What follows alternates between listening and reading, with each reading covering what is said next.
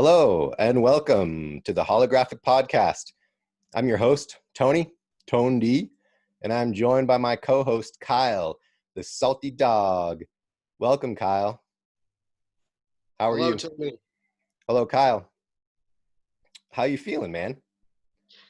Okay today. And then it's a bit of a roller coaster. I'm all right. I'm safe. I'm happy. But there's a whole lot of feels going on, man. Which is kind of what we're going to get into. Obviously tonight, it's not a straight line for me right now. Absolutely. Not being melodramatic, but there's no straight line. It's sort of up and down, and that's how it is. It depends on what I'm focusing on at any given moment. So today on the podcast, we're going to talk about the events of January 6th, 2021 in American history.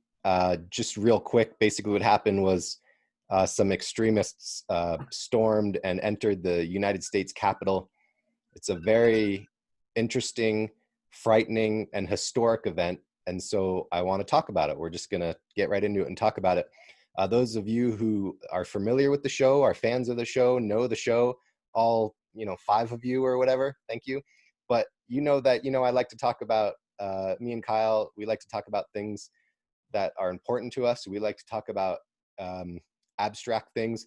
But today we're just going to talk about this particular event, and we're going to talk about politics, and we're going to talk about how we feel about it, because I feel that it is very important, and it's a major event in U.S. history. You know that I love history.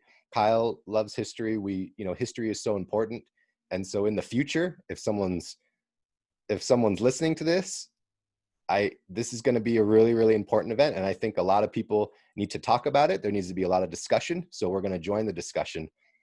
Sometimes it's like, it's not a big deal. You need to not, people need to just kind of move on. No, this is not the thing we're moving on from. It needs to be discussed and discussed and discussed until we can actually make some changes, because this is going to keep happening. This type of extremism is going to keep happening if we don't talk about it and get rid of it. And let's also not bait words here. We want to discuss it, but I think also, just as a preemptive thing, we also want action. Right. This isn't just a talking thing. This is I'm not saying that Tony and I are deciding for hundreds of people, millions of people, thousands of people what's going to happen, but it needs to be more than just talk, and we'll get Absolutely. through. We're gonna get to that, but I just wanted to throw that in there. It's like we're deeply affected by this. Absolutely. And I think if you're not deeply affected by this, you're not paying attention. Americans need to be affected and need to really get involved here, because this is some serious, serious shit, man. This is some serious shit. And this is a major, like I said, this is a major day in American history, or it was January the 6th, major day in American history. So let's get right into it. So I want to talk about what led up to this. So we have the Trump presidency. Donald Trump was elected president in 2016. He was president, and he was very polarizing. You have a lot of his followers and people who voted for him who were very polarized and had a lot of information thrown their way that was frankly misinformation. And again, we're not going to mince words here. So Donald Trump lied to these people. He's a liar. And if you think that I'm full of shit, that's up to you. But the reality of it is that's true. This is a fact that this guy has lied a lot, and it's well documented, and it's easy to find these facts. He just lies. And it's interesting. So I was actually checking things out in the 2016 election. There were these fact finders and people that documented what politicians said. So Hillary Clinton was documented as saying falsehoods. It's like 25% of the time. Donald Trump was documented as saying 60% of the time. So it's a big difference. It's a big difference. So yes, politicians lie. Yeah, everybody, both sides have issues. But let's not make false equivalents here. This guy lies way more than other people. So you have a lot of people who are being fed misinformation and lies, and it polarized our country. You have a lot of people on both sides of the issue. Let's fast forward to this year, or excuse me, not this year. This is 2021. Fast forward to 2020. You have a lot of racial issues in this country. You have the Black Lives Matter movement, from police brutality and Black people getting killed by police, and the problems in our justice system. Again, these are facts. In our justice system, you're more likely to be prosecuted and you're more likely to be convicted if you're African American, if you're Hispanic. Same crime, you're more likely to be convicted. So our justice system has major problems. You're more likely to be beaten up and killed as an African American than a white person. Fact. So a movement started, the Black Lives Matter movement started to protest these issues. You have protesters in Washington, D.C. who are treated very harshly. They're tear gassed and they're beaten and they're arrested. Another interesting fact, people protesting in 2016 after Donald Trump became president, it was a peaceful rally. There were some isolated incidents of property damage. Mostly it was a peaceful rally. I think it was something like 20 or I can't remember exactly. It was 20 or 60 people were arrested and held down for like 20 hours. And then they were going to prosecute them for breaking one window. They were going to prosecute 20 or 60 people for breaking one window. So, are you referencing the Black Lives Matter protest at the Capitol? That was in 2016. I'm sorry, I jumped back. Oh, okay. So I'm sorry. Yeah. So I'm thinking the Black Lives Matter protests at the Capitol were actually in the summer of 2020. Correct. My mistake. Correct. I jumped back and referenced something in 2016 after Donald Trump was elected. I'm trying to build up the fact that police presence and the presence of authority in the Capitol has historically been, in the past 4 years, very harsh. They're arresting people for the smallest, slightest thing. 2020, you have Black Lives Matter protests in the Capitol. You have all sorts of other groups in the Capitol. Tear gas, being treated very harshly for very little reason. They're, again, mostly peaceful protesters. And sometimes it can get out of hand, but there's calls from Trump and other conservatives to prosecute them very harshly. Okay, so that's what led up to now. What happened is the Democrats won. Basically, Joe Biden won the election, and then in the Georgia runoff, both Democrats won, giving Democrats with 50-50, and then with Kamala Harris gives the Democrats a majority in the Senate, and then they also have a majority in the House, and they won the presidency. Now, historically, I should just mention too, that's not unusual for that to happen after a polarized political climate. Historically, when there's a lot of polarization, it swings back and forth. So when you have all sorts of extremism and polarization that were in power, and remember, the Republicans had complete power in 2016. They won the presidency, the House, and the Senate. They had everything in 2016. They didn't really do much with it, but they had it because it had been polarized from the other side. There was such a backlash. And now there's another backlash, and so it brought it back. So this idea that, how could this happen? Historically, this is exactly what happens. It happens a lot. So you have this political movement, and people were upset. The people on the other side, the conservatives and Republicans, were upset. But then you have a president who is claiming that this is not true. He claimed that there was election fraud. He claimed that the election was stolen. And again, this is just a lie. It's a complete and blatant lie.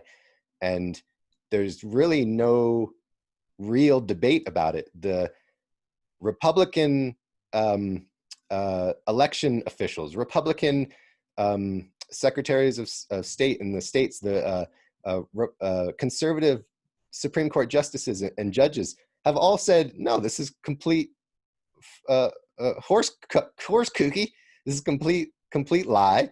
it's not reality. The reality is that these elections were actually one of the most secure in American history because of all these issues that we're having. So people on both sides of the aisle, all sorts of election watchers were like, no, there was no election fraud. There was maybe election suppression. Maybe some votes got suppressed and maybe some people got kicked off the voting rolls. And that certainly didn't help Democrats at all. So this is a reality. These are facts. So the president's telling all these lies. His followers are believing them, and he's telling them, all right, go to the Capitol when Congress certifies the Electoral College votes.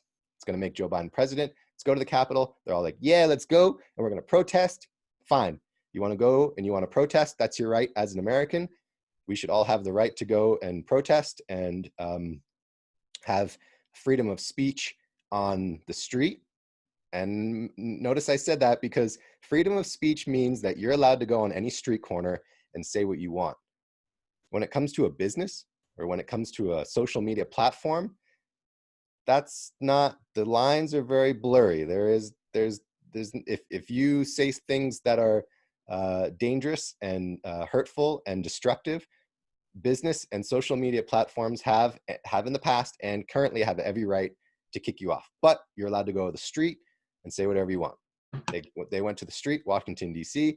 They started saying whatever they want, and then they took it one step further. They stormed the United States Capitol while Congress was certifying the Electoral College votes, and they broke in.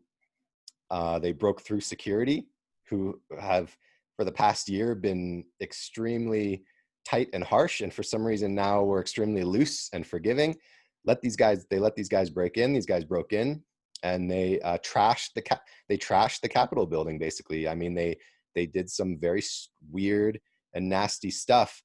And you can use words like a coup. You can use words like insurrection. I would also use the term terrorism. These guys were basically extreme terrorists. They went in and with guns and they terrorized the United States Capitol. And now there's a lot of repercussions, and now the shit's hitting the fan for both sides, for all sides, because this was a major thing. So that's basically what happened. Kyle, let me ask you this before we go any further.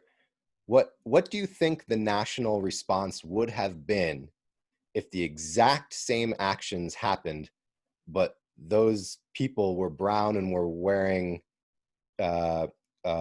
Middle Eastern headpieces? What do you think the response would have been nationally?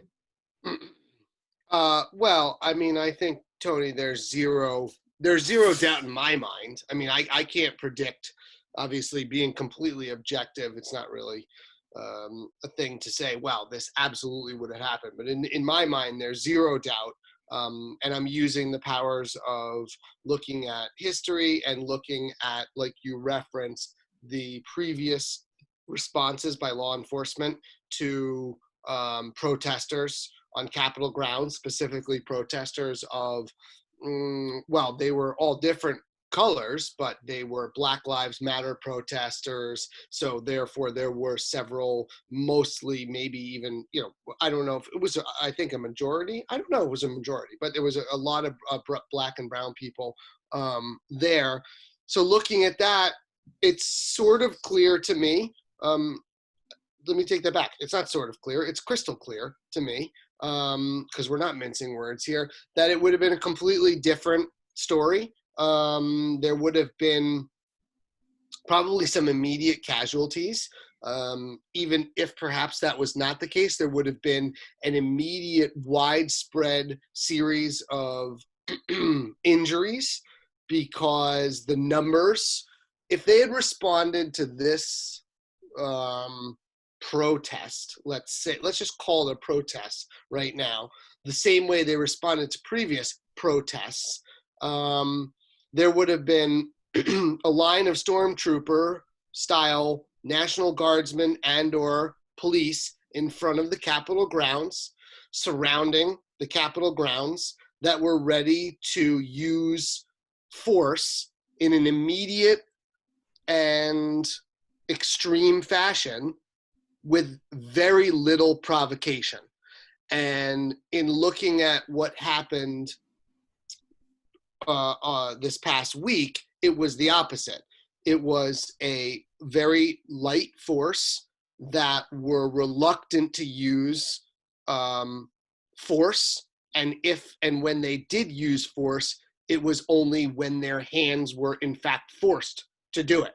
Like, they basically, from all the videos and reports that and this is nothing new, anybody that's actually looking at the news can see this quite clearly. It was a very light defensive force, and basically they were given, I don't know where the command came from, but it's quite clear that it was not treated the same. So to answer your question, and I'm starting to digress, I'm going in other directions. There's, if it was a black or brown force or protesters facing off, there would have been a far more different scene. It would have been more violent, and it would have been more quicker on the trigger, and it just would have been a very, very ugly scenario completely. Not that this was anything other than ugly, but certainly it was an opposite scenario. You know, it's not that they were inadequately prepared, it's that it was an inadequate response, I should say. Absolutely. So yeah, I mean, there's so many places we could go with this. I'm having trouble not vomiting out a whole lot of disjointed ideas. I'll give you a chance to vomit, but so I'm ready to vomit. In the United States, justice is supposed to be blind. We're supposed to have a justice system where everyone is treated equally under the law. It's equality under the law. Equality under the law. And this is, and so many people have been saying that's not the case. So many facts have been showing that's not the case. And this incident is proving without a doubt that it is not the case. And so there's so many issues here, but I think that is one of the major issues. Besides the crazy extremism, that's a major issue. Yeah, thanks for, because you're bringing me right back to actually what I wanted to say. In a nutshell, this was very affecting. This had a major effect on me, more than any other newscast or news or happening in the United States, probably since 9/11. For me, this was very, very affecting. And it wasn't just that there were people protesting and it got a little bit violent. For me, the most affecting thing was the obvious and blatant discrepancy and failure of one of our most cherished tenets. Right. One of the things that we live by, it's written in we're supposed to adhere to. We all know that that we haven't. We all know that we're imperfect.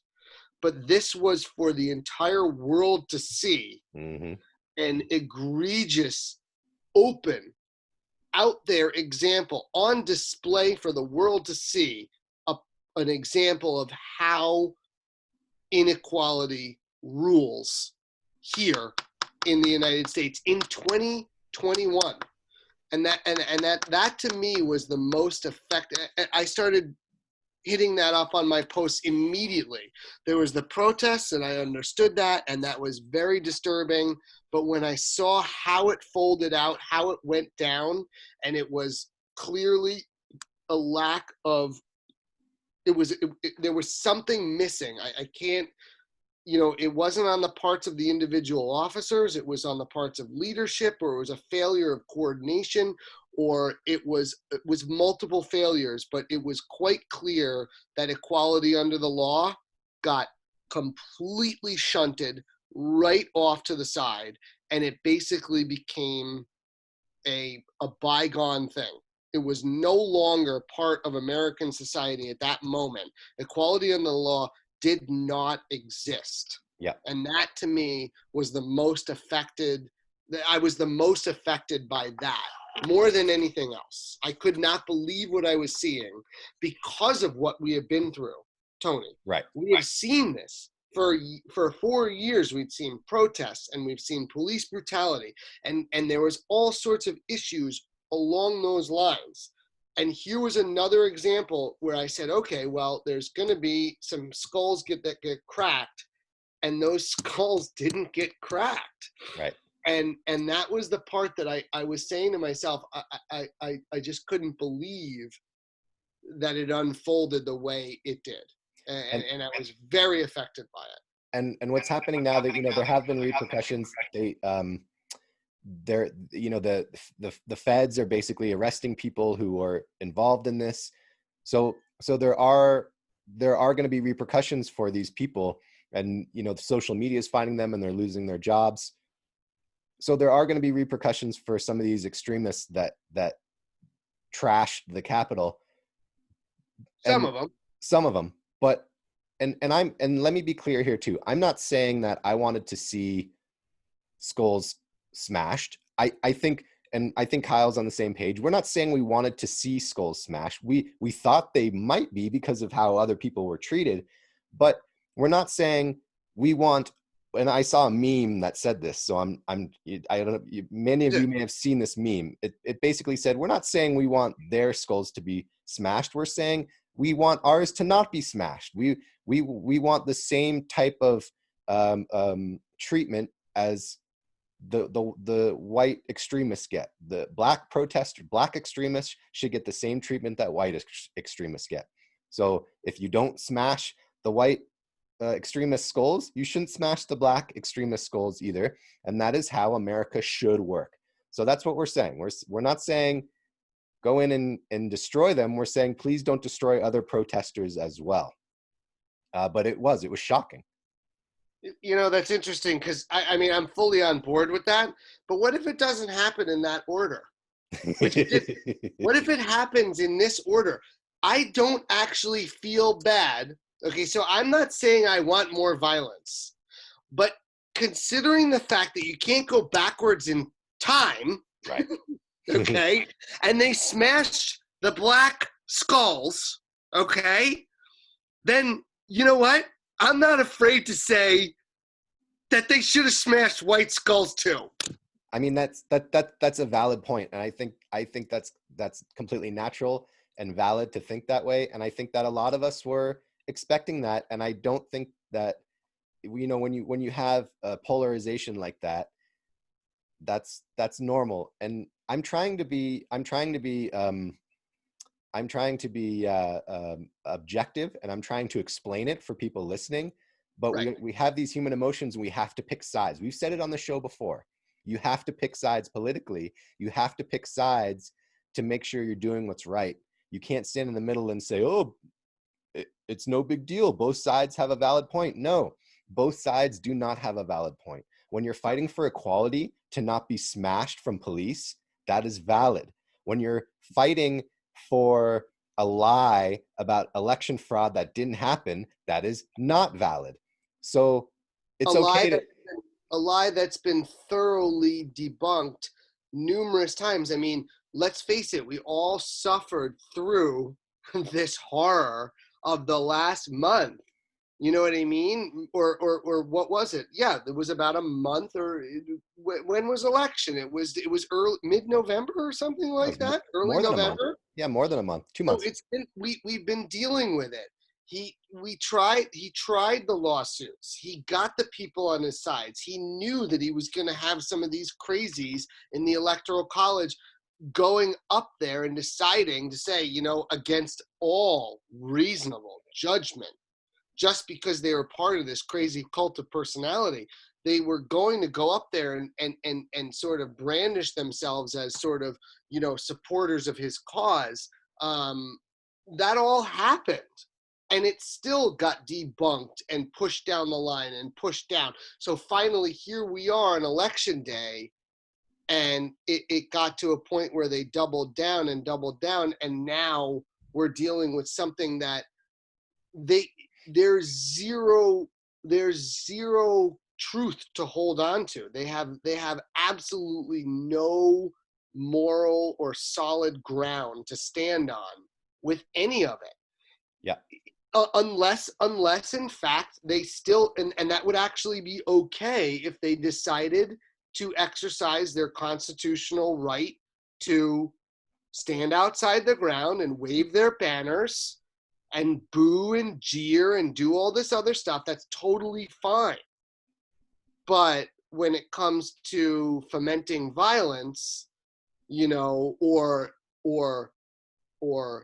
perpetrating violence at the behest of somebody who's fomenting violence, the president of the United States, then that's where you really do need to draw a line. And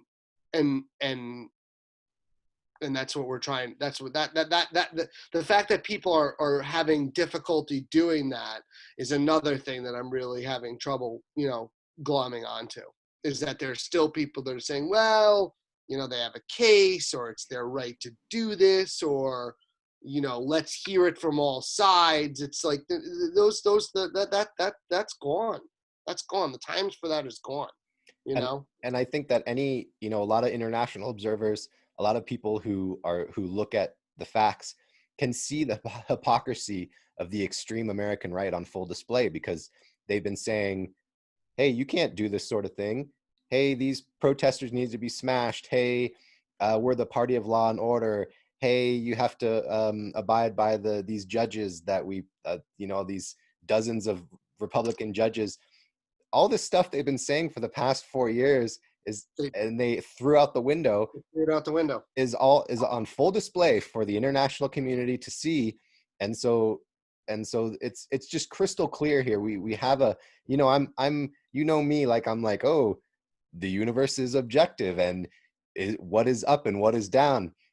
There has to be some sort of subjective and realistic idea of right and wrong, and right now the entire human population, except for a few extremists, can see what is right and can see what is wrong. And these right-wing extremists are wrong. They're being lied to. They're perpetrating violence for a lie. They're being used. They're not even trying to do anything. They went in, they smashed the Capitol. The reason people say coup, the reason I don't even like to use coup is because a coup designates intelligence that you're actually going to take over and do something. They didn't know what they were going to do. They didn't want to take over and do anything. They just wanted to go trash the Capitol. They wanted to maybe, kill some left wingers or hurt some left wingers, or they just wanted to fuck some shit up. They didn't have any sort of plan. In case our viewers have any doubt, let me just make something crystal clear. Anthony and myself are lifelong rabble-rousers, okay? We are the products of a question authority style of parenting, okay? We do not like things that tell us how to act and what to do unless it sort of moves along a sense of a moral conduct, okay? So it's not like we're like, oh, we're not coming from a place of we respect law and order because it's what's written down. We respect law and order along the lines of a moral code, a moral conduct, okay? And this is the opposite of all of that. So in case you are watching this, you're one of the few people that are watching this that says, well, these guys are just, a couple of people that want us to toe the line. No. Tony and I are longtime sinners, okay? We are against the grain type of people. Okay, so we're not coming at this from a place of, we're rabble-rousers. We've been down the block. We don't just sit there and say, oh, I do it because it was written into the law. No, we do it because it makes sense intrinsically. It makes sense in a moral kind of way. We have compasses. That's a good point, that are Kyle. morally correct. And I just wanted to put that out there. We're not standard. We're not part of the square community, Tony and me.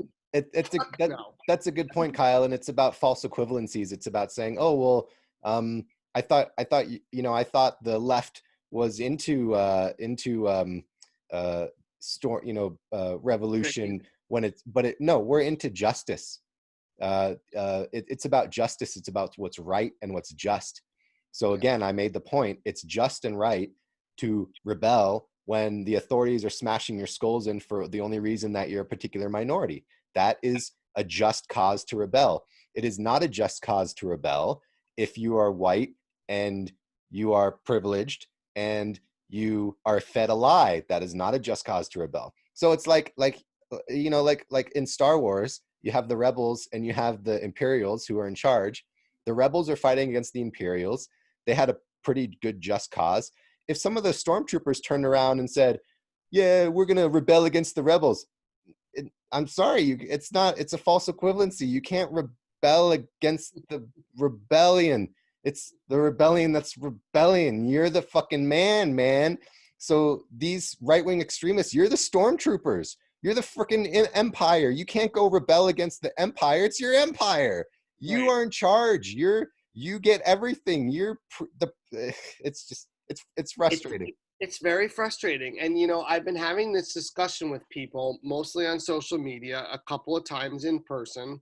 And a lot of the people, and I know some really decent people, which is hard for me to say because they do have moral compasses. They're nice, wonderful people.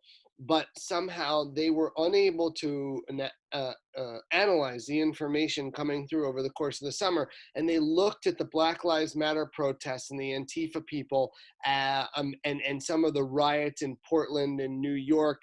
They looked at them through this lens that these people were really genuinely evil and they were trying to screw things up, just for the sake of screwing things up. They were, but like Tony made it very clear, those were reactions, acute reactions to perceived, and in my opinion, actual injustices perpetrated upon minorities. And so you have to understand that if you mistreat a person or persons or peoples for a long time, there's going to come a point where those people are going to react in a negative fashion. And they're not doing it for no reason.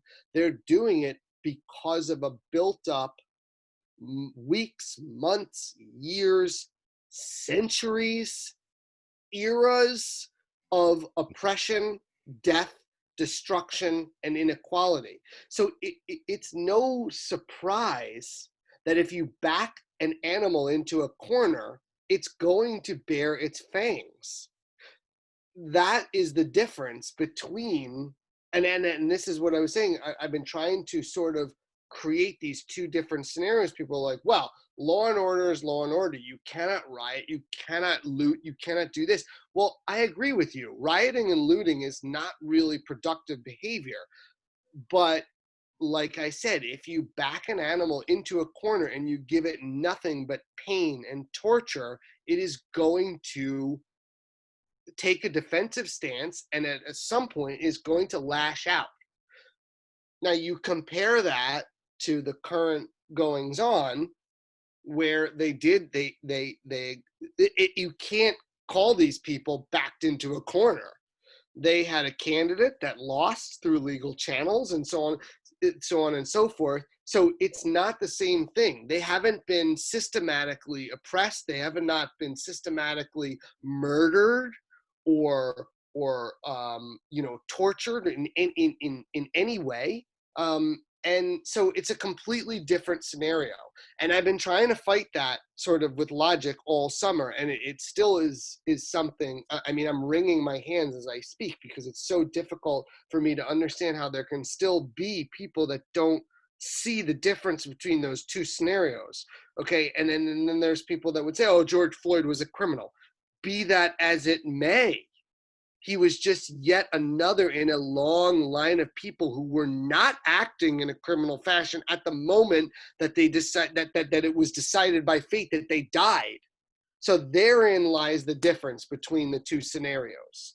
And like Tony and I said, we don't fault these people for protesting. And honestly, tenacity is an important part. Good, be tenacious. Hold on to it for as long as you can. But at a certain point, you don't get to decide that you're going to stage some sort of violent insurrection is the word that's floating around. And as you're talking about the differences in these movements, and you said, when you're backed into a corner and you lash out and we have these injustices, that's one thing.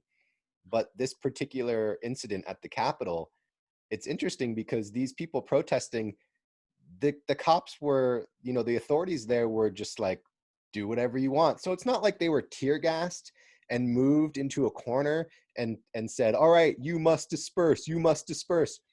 None of that. They just decided on a whim, hey, you know what? Let's bust through here and let's fuck some shit up. And that is the difference. That's why this is so disturbing. That's why this is a case of extremism versus fighting for justice. And so we're being very clear about the difference between extremists fucking shit up and protesters having clashes with the authorities. And that's a big difference. And that's a difference that we understand. I think a lot of people understand. The international community understands.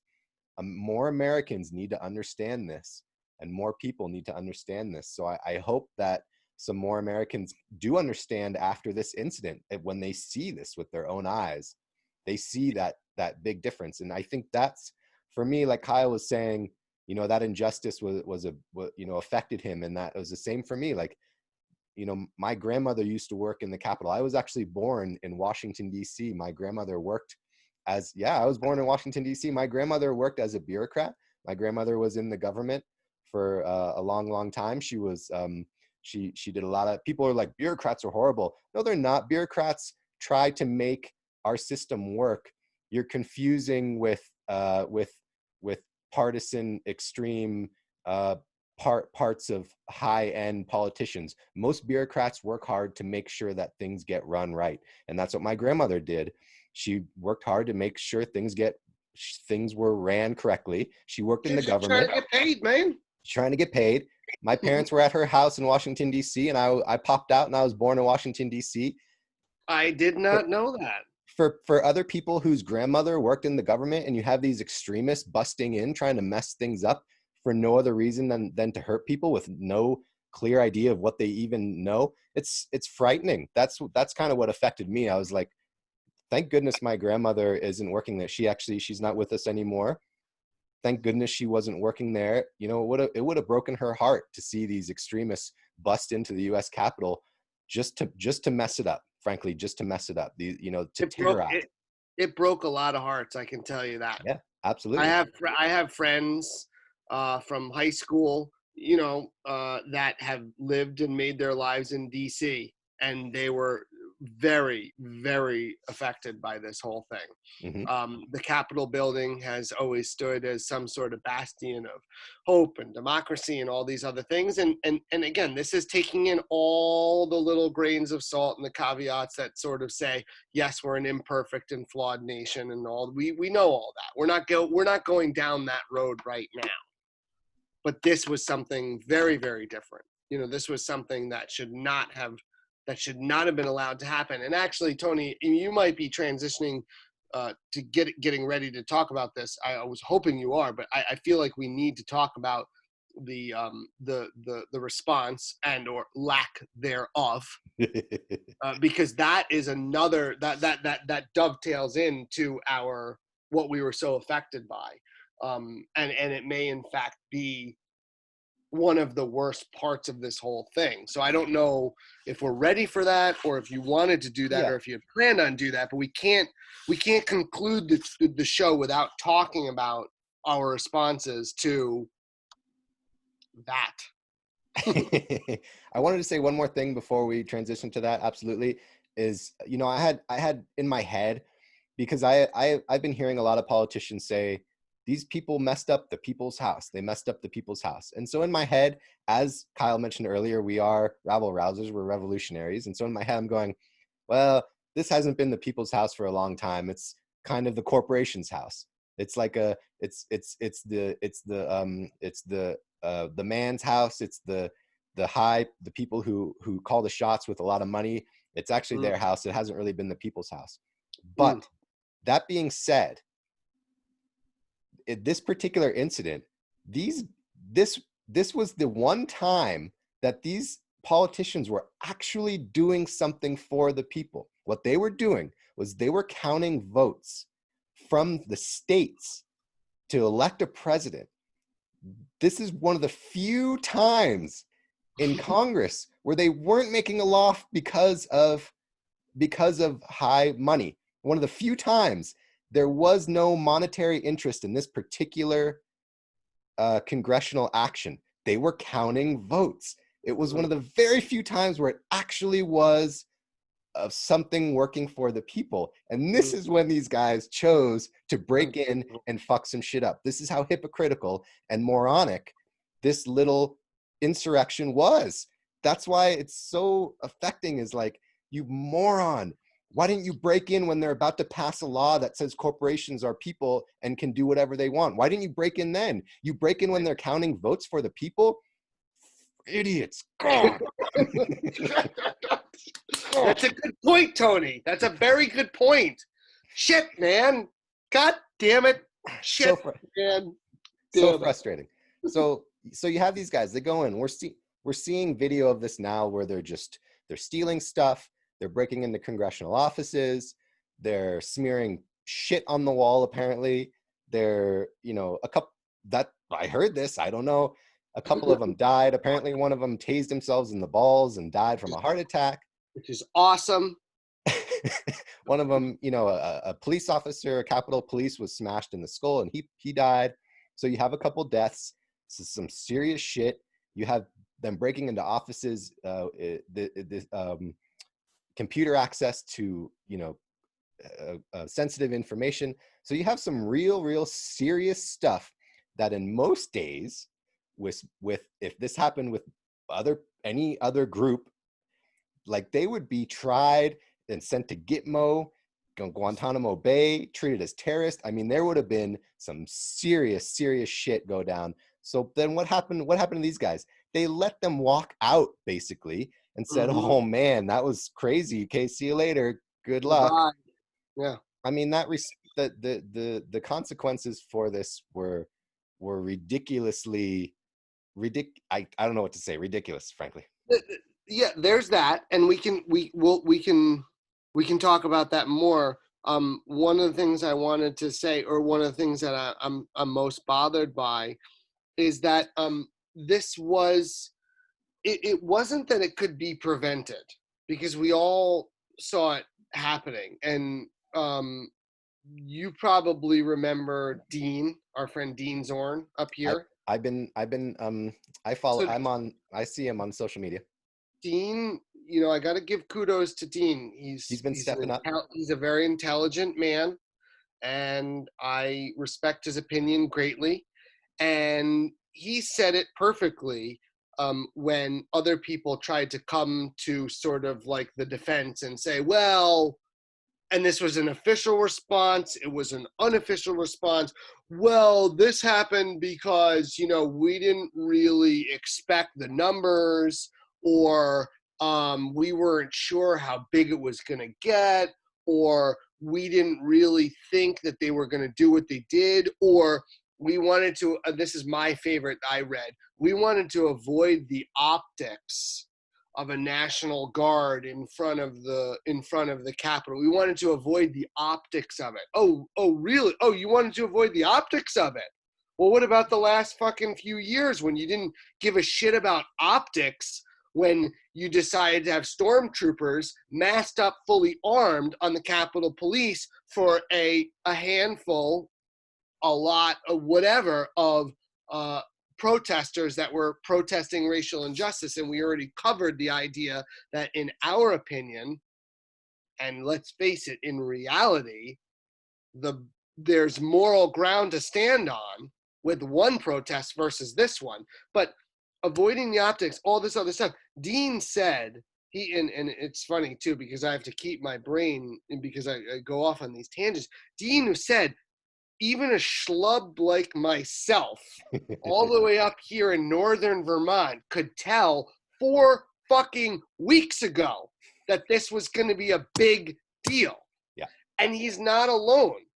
Muriel Muriel, the DC Muriel, what's her The name? the Muriel the mayor, Bowser, the the mayor. mayor. I don't know what her last name is. Muriel, the mayor. Muriel the Muriel. I'll just call her She Mrs. knew. Mayor, Ms.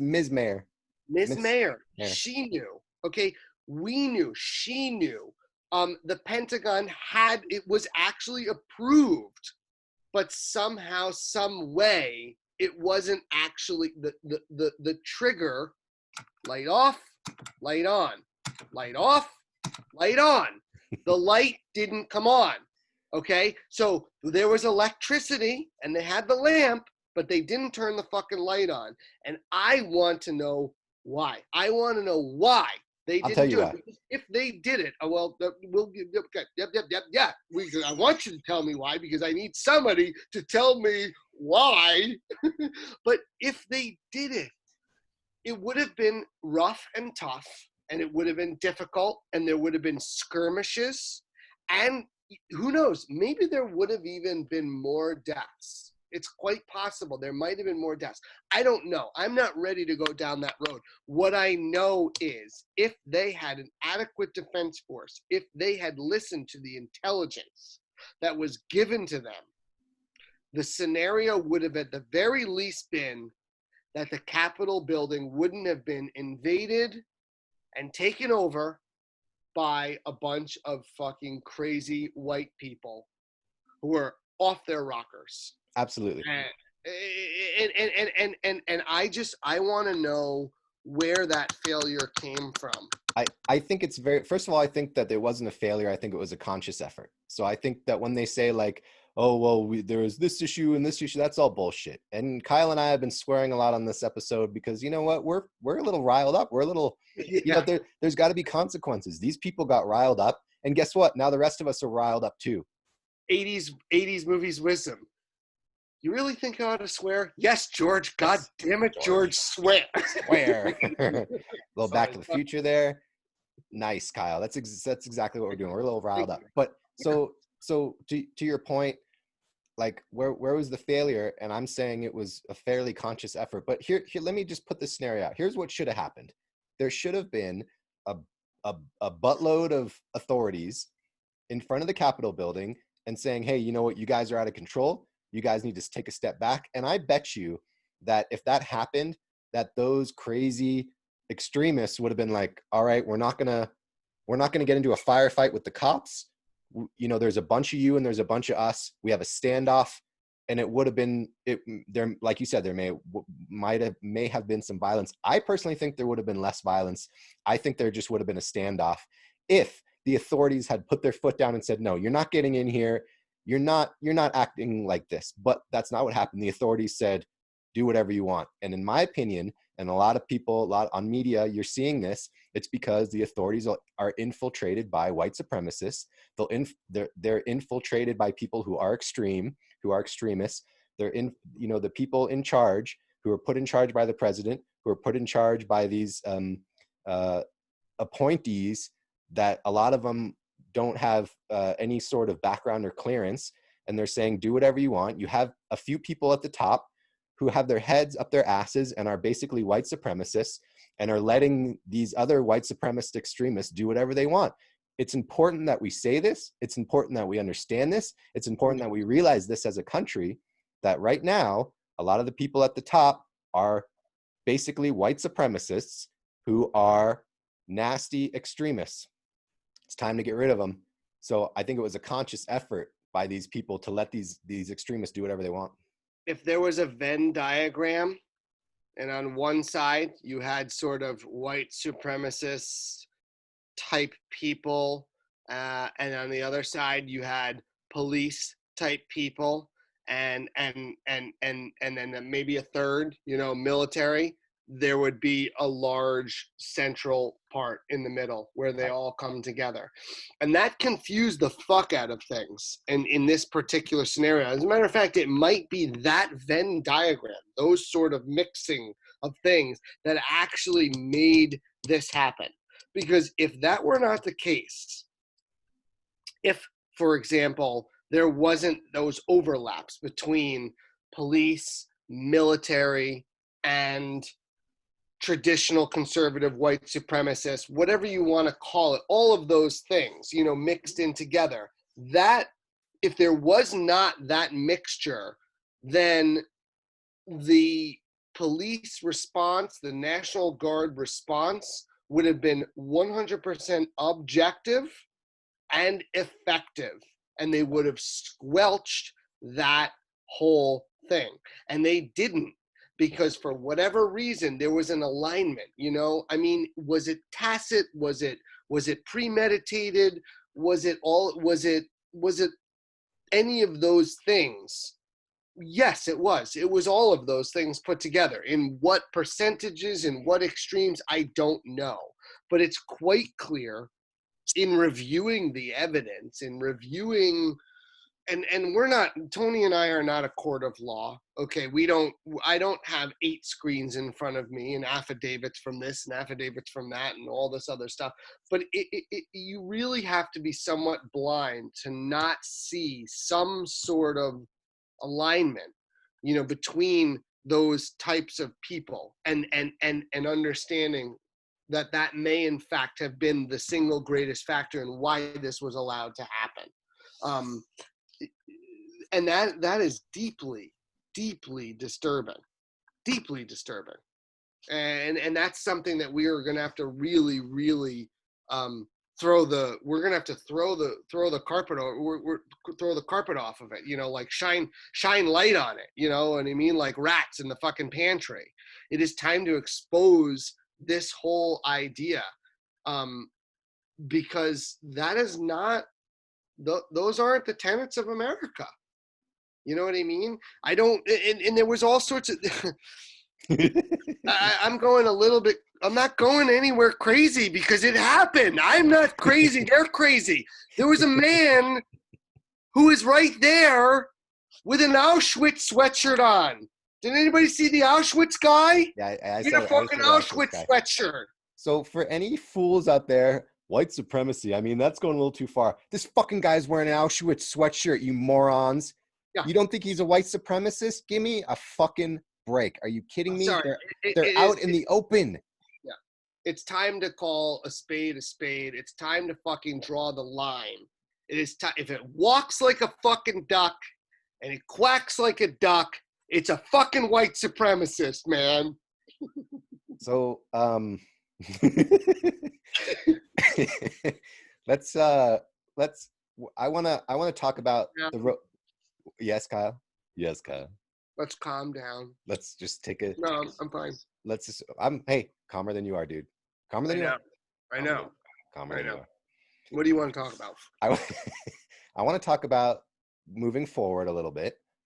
I personally think that this is, when I said this is an important day in American history, usually after important days in American history, you can go one of two ways. So I think that there are two possibilities. One possibility is that we can shine the light on these things and we can move forward and weed out extremists. You can still have conservative ideology. You can still be Democrat and Republican and have other parties. Hopefully we get other parties. I have plenty of Republican friends. It's extremists that we're talking about. It's extremism that we have a problem with here. It's white supremacy that we have a problem with here. So, we can weed out these extremists, or the other path that this country goes down is it gets worse. These extremists are not weeded out, and it just kind of gets worse from here. So before we talk about motherfucking 9, bitch. Before we talk about I was expecting the show to be a little shorter, but there's just so much going on, and Kyle and I are so worked up that it's not shorter at all. But I want to do a little bit of 80s movies wisdom that we're going to transition into how to move forward. All right. So yes, 80s movies wisdom. Kyle actually brought up one on the fly. Damn it, George, swear. We've done Back to the Future before. Great one. But I had another one in mind. We're going to do Fast Times at Ridgemont High. So Fast Times at Ridgemont High, awesome movie. Some it's like you're in high school and some weird shit goes down, and best booby scene ever. Oh yes, best booby scene ever. I mean, hey, so So really, really quality movie. And you have this amazing character, Spicoli. Sean Penn plays Spicoli, and Spicoli goes to class, bro. And he's like, and Mr. Hand, the teacher, hey, Mr. Hand. Mr. Hand's like asking him about American history. And I honestly can't remember what Mr. Hand asked him or what exactly leads up to this. But here's the quote. Mr. Hand, he's in Mr. Hand's class, Spicoli. He's talking about American history. And he says, I quote, "You know, we left this England place because it was bogus. So if we don't get some cool rules ourselves, pronto, we'll just be bogus too." And that's the quote. 80s movies wisdom. So ties into the show, ties into what we're talking about moving forward. We need some fucking rules, man. We need to lay down some, or excuse me. And I think Kyle and I talked about this off air. We need to follow some rules. We've got some non-bogus rules out there, man. We've got some really good rules, man. Justice is supposed to be blind. All we have to do is follow that. Right. Can we just follow that? Okay. And obviously we can't tackle this right now. But why has that been so hard? Like, why? Like, how did Spicoli would be really upset to see the founding fathers write all men are created equal, and then literally quantify a black man as 3/5 of a man, and not quantify a woman as a person. Like it's amazing to me, and this goes right to right now. You said it in our pre-show. There has always been a level of cognitive dissonance where you talk about one thing and you talk about the ideals and the practices, and then you completely ignore the ideals and the practices. Now, we all have the ability to be hypocritical. No one is completely immune to it. None of us are completely immune to it. But the level of hypocrisy is it's alarming to me right now. And like Spicoli said, I mean, that was the quote. That's the Spicoli quote. He's like, basically, we're being hypocrites. We left this place to do better, and we're not doing any better. We're doing the same. So it's like, how do we tackle that? I mean, we've got it all written down on paper. It's just a matter of execution. I mean, we've talked about this before on the show. If you recall, I don't think anyone probably recalls, but I remember. No, people do. There's people watching our program, Tony. There are people watching our program. And I just hope that they remember what we've said in the past. It's just fine if you don't. Sometimes I can't remember 2 minutes ago, but anyway, we've had a discussion about the about the Constitution and the government. You know what we need, and so I'm not sure. You know, Kyle, I think, is on board with the current Constitution and just, you know, following that justice for all thing. I personally think that we need some new amendments or a new document. I personally think that we need a modern amendment or modern documents to help us move forward, because you're right, Kyle. On paper, you know, it is supposed to be justice for all, but then you have, you know, that original document talked about, 3/5 of a person for Black people. It talked about women are not eligible to do anything. So we do have these issues. That obviously has come to a head in our society. That has come to this point. We're at this nexus point. Can we move one way or can we move the other? So I don't know.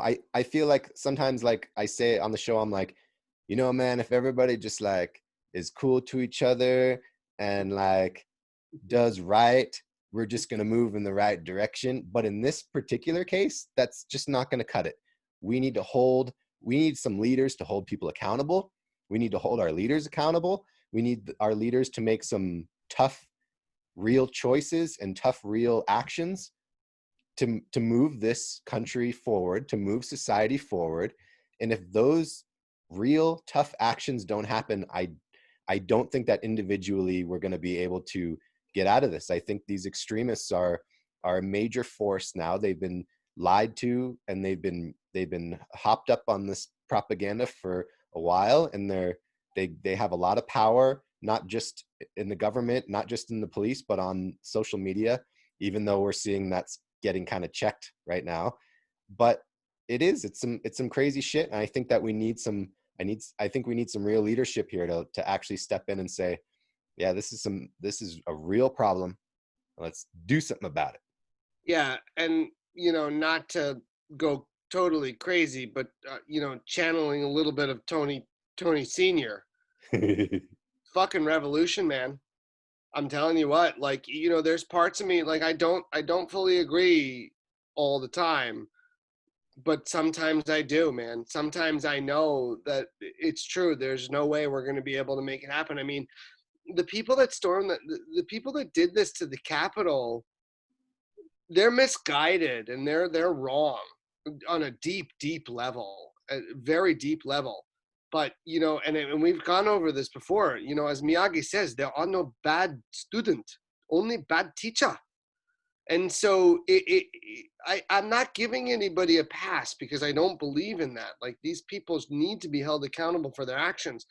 But what you said just now is true, but it's a little bit cloudy in the sense that, like, it didn't draw a line between, the reason why we're here.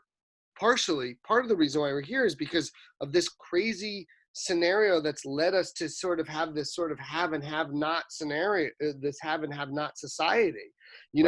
Like, we long ago we should have shed this. I'm not saying that everything has to be equal. I'm not saying I believe in full on national socialism or anything like that. I don't necessarily believe that. I don't disbelieve it, but I don't necessarily believe it.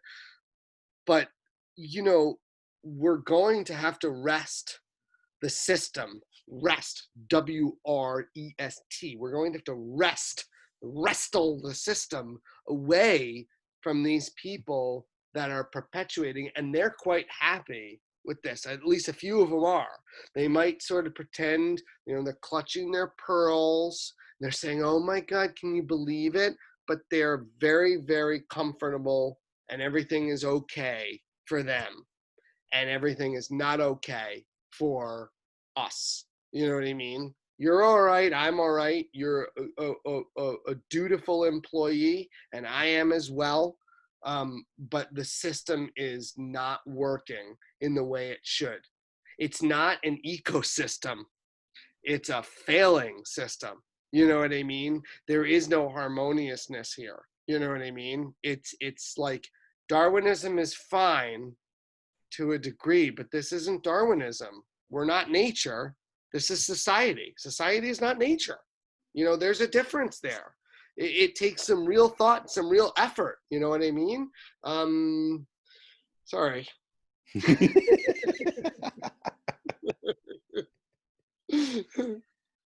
Hey, this has been. I think we've said just about everything we want to say. I mean, I think we can go on further, but I think that we'll have to leave that for a different show. I think we've said what we want to say. Yes. This is some fucked up shit. There needs to be some changes. Yes. Something's got to happen. Yes. And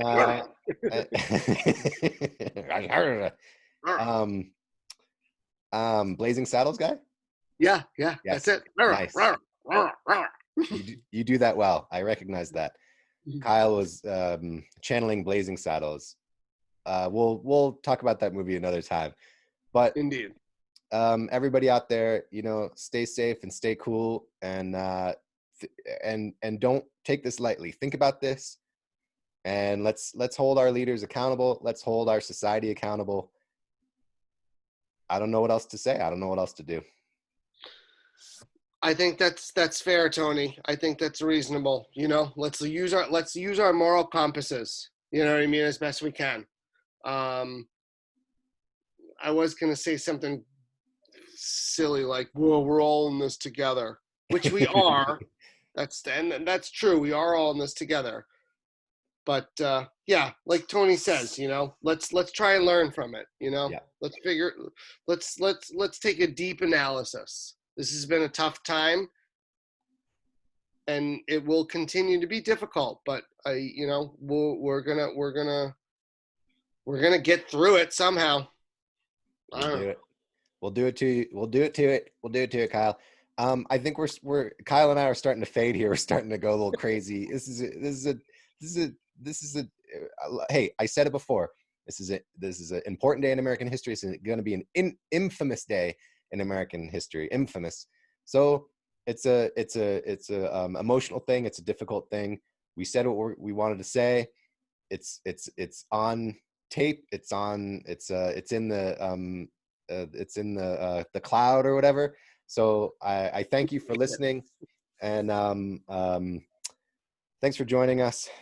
We'll see you next time. This is the Holographic Podcast, signing off.